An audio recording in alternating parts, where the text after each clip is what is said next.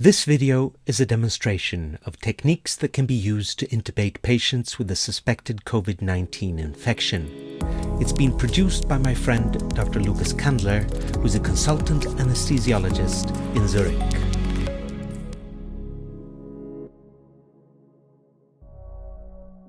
Hi everybody, we are from the Institute of Anesthesiology at the University of Zurich. My name is Vanessa Moll, I'm an attending here. Larissa is a resident and Manila is an anesthesia assistant. We are here today to introduce our airway management concept for COVID-19 positive patients at our university hospital. Our concept is divided in 3 phases. We have the planning phase, intubation and extubation, as well as postoperative care. All these phases are equally important. First, we have the planning, and as you can see, we are all donned in protective gear, which is according to your local SOPs. We did our body check and we deemed each other appropriate for this procedure.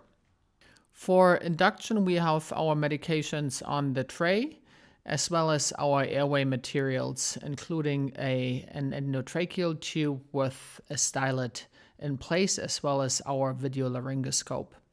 Next to the induction table, we have our dirty tray for dirty materials to be disposed there. It's also important to have a trash bin next to the patient so you can drop dirty articles right into the trash bin. Outside we have Tim, who is our clean person and jumper. In case we need medications or airway material, he will be able to hand them to us. We designated our roles clearly, with Larissa being the medication person and airway help, Manila doing the documentation, Tim outside as a clean person, and myself as a seasoned anesthesiologist doing the airway. We are starting with an adequate pre-oxygenation for about 3 to 5 minutes. As you can see, our patient is wearing a surgical face mask, which of course we have to take off. Then we will pre-oxygenate, and here it's important to have a tight-fitting mask to avoid any leakage. After a thorough pre-oxygenation, we are starting our rapid sequence induction. RSI is used to avoid backmasking the patient for prevention of aerosolization. Here, avoiding coughing with a thorough relaxation is also of utmost importance. We induce the patient and our patient is paralyzed. We are now intubating the patient with a video laryngoscope. We are utilizing an endotracheal tube with a stylet in place.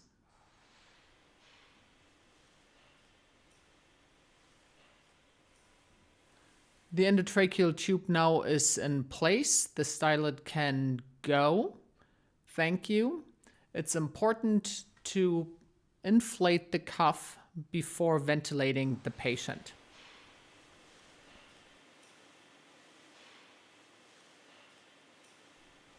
If a patient is desaturating and you have to backmask the patient, it is very important to use both hands to backmask the patient, to have a tight seal, and have a second person, Larissa in this case, to backmask your patient. If the backmasking is not successful, it is important to then reach out to the person outside the room and gather other aids. For example, LMA. If you have to escalate to a fiber optic scope, please use a single-use fiber scope. Intraoperatively, we are utilizing lung protective ventilation strategies, i.e.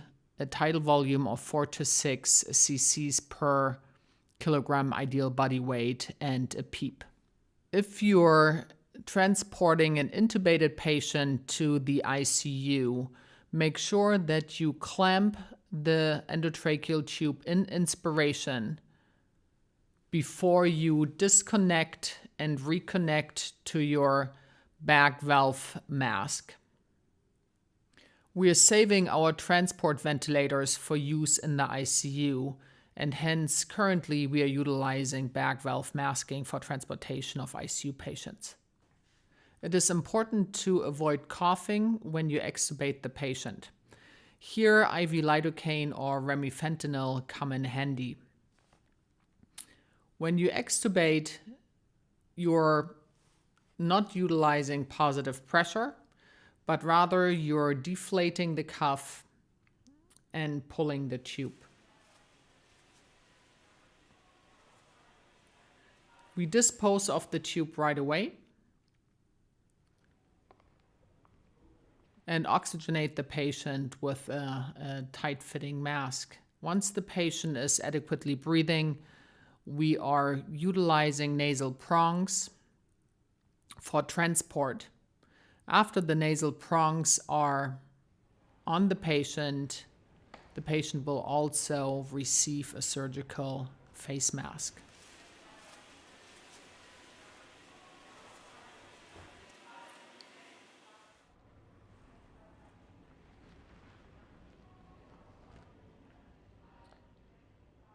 After successful extubation, it's important to doff your personal protective equipment according to your local standard operational procedures. Again, a body check is important.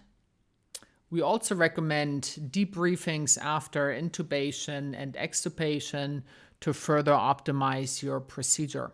Hopefully you enjoyed our short video. Be safe and stay healthy out there. Good luck.